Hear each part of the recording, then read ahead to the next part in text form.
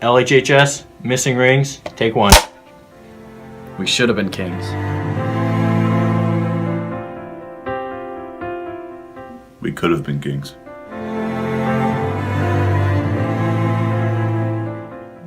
We were lions. Kings of our own jungle.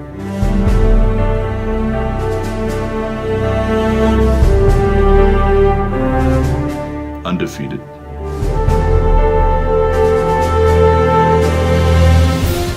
Seven and 0. We were this close. We weren't just playing this game for ourselves. We were playing for the whole north side. We can't beat me! You can't beat me! Won't beat me! Won't beat me!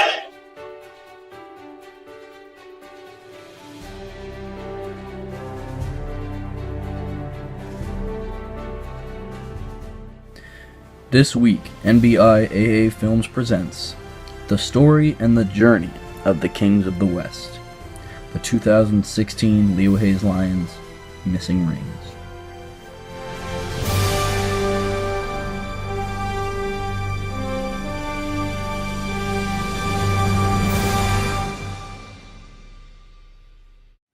What were your thoughts before the season? Before the season, I had high hopes for this team. We had a lot of talent, a lot of good football players.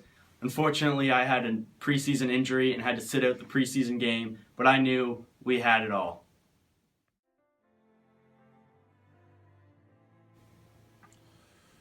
Going into preseason, I felt on top of the world. We were all putting work in during preseason. I mean, it was kind of iffy, but you could tell the team started to build.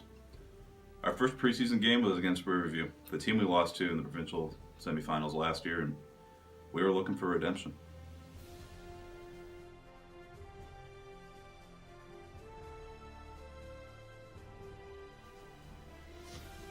My thoughts before the season.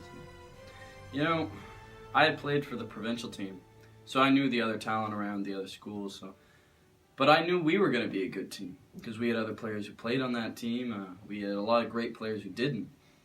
But before the season, you know, I just thought we had the potential to be a great team. You know, our training camp was a little iffy here and there, but I knew we were good. And coming into that preseason game, we knew we were playing the team that beat us last year out of the playoffs. But yeah, expectations were high.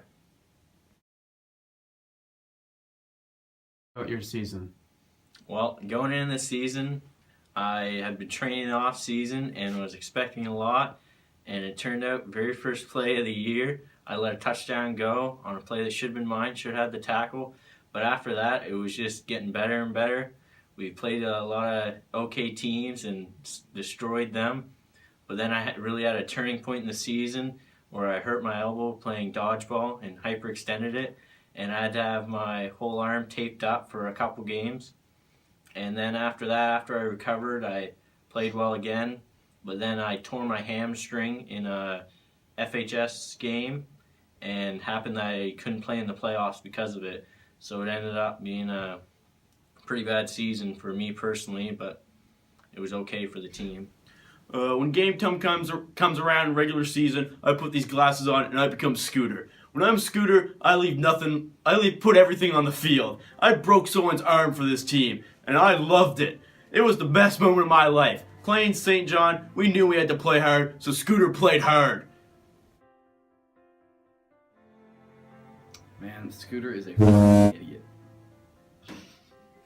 Charles LaValle, the 330-pound, 6'5" animal from Francophone East. I played with him a couple years on Team New Brunswick, and I knew it was going to be a hell of a game. I guess you could say we were technical rivals. I was a big D lineman, he was a big O lineman, and the war started. We came out, he almost broke my back, and I had to play like that.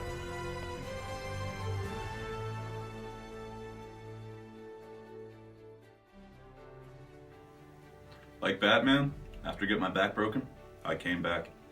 Defense didn't let a single point on after the second half, and we were rolling.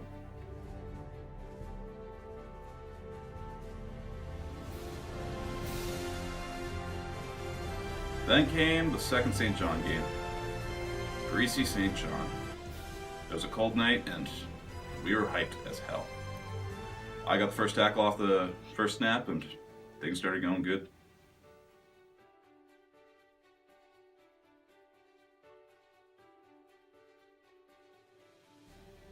Yeah, we started off hot against St. John. Offensively, I completed 11 passes in a row. My best all season. We took the lead early and pretty much ran away with it from there. After that, we were off to Bernice McNaughton. Dirty isn't dirty enough for them. They were. Trash talking doesn't even begin to explain it. I've never beat a team 55-0 and been called so many names. They made our kicker cry. But nonetheless, I mean, we rolled over them and we were 6-0 at that point.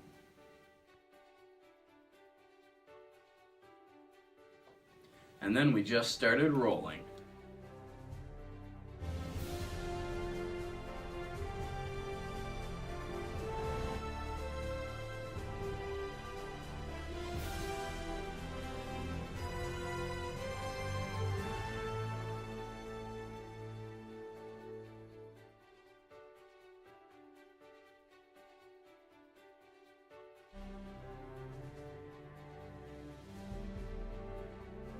The Lions achieved a perfect record of 7-0 in the regular season.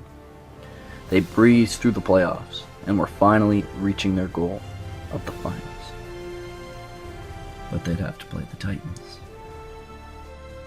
Playing football for so long, you begin to feel close to the game.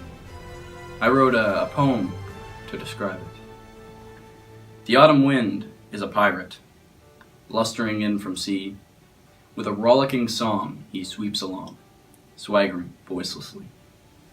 His face is weather-beaten. He wears a hooded sash, with a silver hat about his head, and a bristling black mustache. He growls as he storms the country, a villain, big and bold. And the trees all shake and quiver and quake when he robs them of their gold.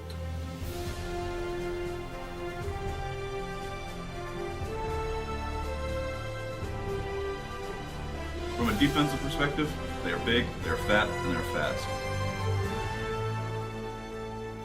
You know, from an offensive perspective, looking at the Tantramar Titans, they were an astute defensive team. They like to play physical defense, they like to hit hard, and they like to keep everything in front of them.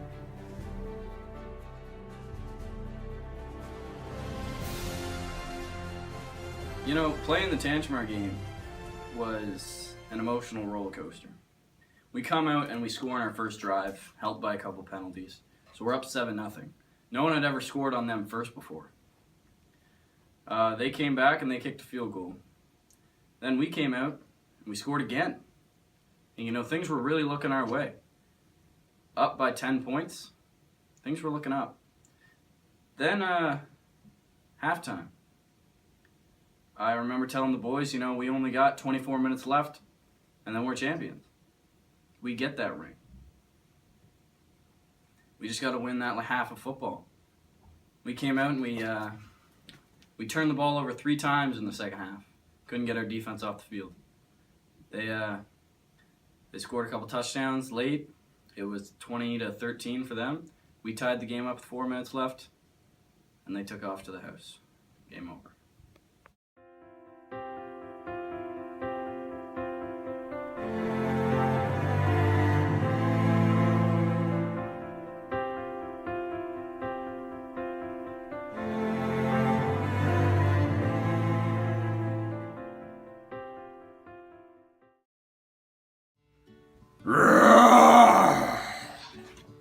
And then we just started rolling.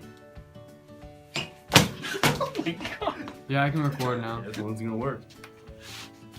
Just started rolling. You want to? Oh. There you go. Yeah. From a defensive perspective, they are big, they are fat, and they are fast. It was like they were covered in oil. Yeah. Alright, New Hayes Lions, quarterback Nick P.